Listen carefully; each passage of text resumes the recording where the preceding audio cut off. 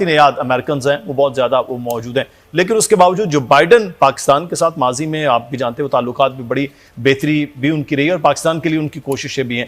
پاکستان کو اب کیا کرنا ہے اس سارے عمل کے اندر؟ دیکھیں، ایک تو پہلی بار نہیں ہے کہ انڈین ایڈمنسٹریشن یا انڈین پرو انڈین یا انڈین لابی کے لوگ یا انڈین نجات کے لوگ امریکن اسٹیبلشمنٹ میں یا کسی بھی ایڈمنسٹریشن کے ساتھ کام کر رہے ہوں.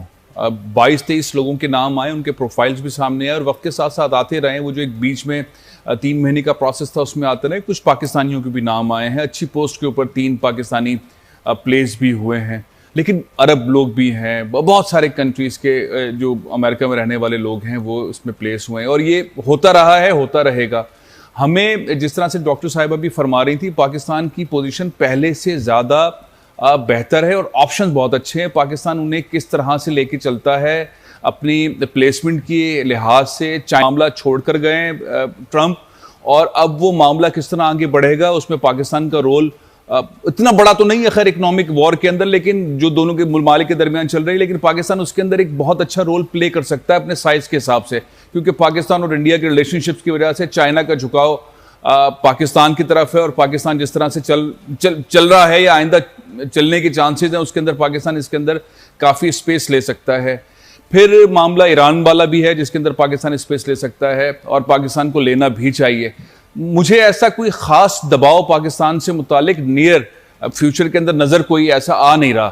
اب دیکھنا یہ ہے کہ پاکستان جن نیریٹیوز کے ساتھ کھڑا ہوا ہے اس وقت انٹرنیشنلی، وہ کس طرح سے لے گا. پاکستان پچھلے 2 سال سے عمران خان صاحب کی حکومت میں جو سب سے بڑا رول باہر پلے کر رہے ہیں، وہ کشمیر کے معاملے کو جس طرح لے کر چل رہے ہیں، امریکہ کس طرح سے لے گا، جو اقوام متحدہ کی تقاریر ہیں، جو ریزولوشنز ان کو کس طرح سے لے گا، ہندوستان کس طرح ٹیررزم کرتا رہا ہے اس کو کس طرح سے لے گا اور کس طرح سے منوائے گا. ان چیزوں کے اوپر بہت میرا خیال ہے بہت سخت اور بہت وقت لگے گا ان چیزوں میں، لیکن پاکستان کے پاس چانسز ہیں. پاکستان کے پاس کارڈز بھی. آپ دیکھ رہے ہیں کہ پاکستان کی حکومت اس کو کس طرح سے لے کر چلتی ہے.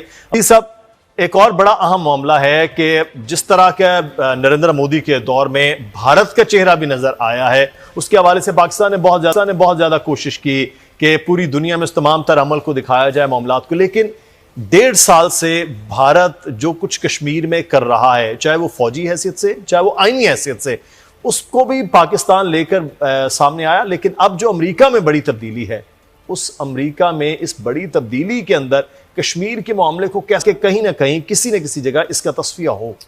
دیکھیں، یہ سب سے بڑی ذمہ داری حکومت پاکستان کی بھی بنتی ہے اور بائیڈن ایڈمنسٹریشن کی بھی بنتی ہے، کیونکہ کیمپین کے اندر جو مسلم فار بائیڈن کی ایک آرگنائزیشن بائیڈن نے بنائی تھی، جس میں جو 6 چیئر تھے، یعنی کہ 6 چیئرمین تھے، ان میں سے 3 پاکستانی تھے، 2 عربی تھے اور ایک میرا خیال ہے ٹرکش تھے. تو یہ جو مسلم فار بائیڈن تھے، اس جو چیئر تھا وہ سسٹم تھا جس میں انہوں نے فنڈ ریز کیا اور الیکشن میں پوری کیمپین کی اور بہت لمبے پیمانے پر سارا سسٹم چلایا. اس میں کشمیر کے معاملے پر بائیڈن نے خود تقاریر کے اندر یہ باتیں کہیں، انسانی حقوق کی خلاف ورزی سے متعلق بھی باتیں کہیں، اور اس مسئلے کو اقوام متحدہ کی ریزولوشن سے متعلق اشارہ دیا، مطلب کھل کے بات نہیں کی لیکن اشارہ دیا. اب معاملہ یہ ہے کہ پاکستان نے کس طرح سے رول پلے کرنا ہے، کیونکہ پاکستان پچھلے 2.5 سال میں ایک اسٹیج پر آ کے کھڑا ہوا ہے. عمران خان صاحب نے اپنی حکومت میں کشمیر کے معاملے کو دنیا میں ایک ایسے اگلے اسٹیج پر لا کے کھڑا کر دیا ہے. پھر میں ایک اور بات آپ سے کہنا چاہوں گا کہ یہ جو 750 ادارے NGOs جو ہیں وہ EU انفو لیب کی جانب سے منظر عام پر آئے کہ وہ انڈیا فنڈڈ کر رہا تھا 15 سال سے اور پاکستان کے خلاف کام کر رہا تھا. یہ ساری چیزیں بھی بہت ساری ہیں اور انہی ڈاکومنٹ کو لے کے اور اقوام متحدہ کے پاکستان کو پلیس کرنا چاہیے ان چیزوں کو، تمام تر چیزوں کو آگے لے کر آنا ہے.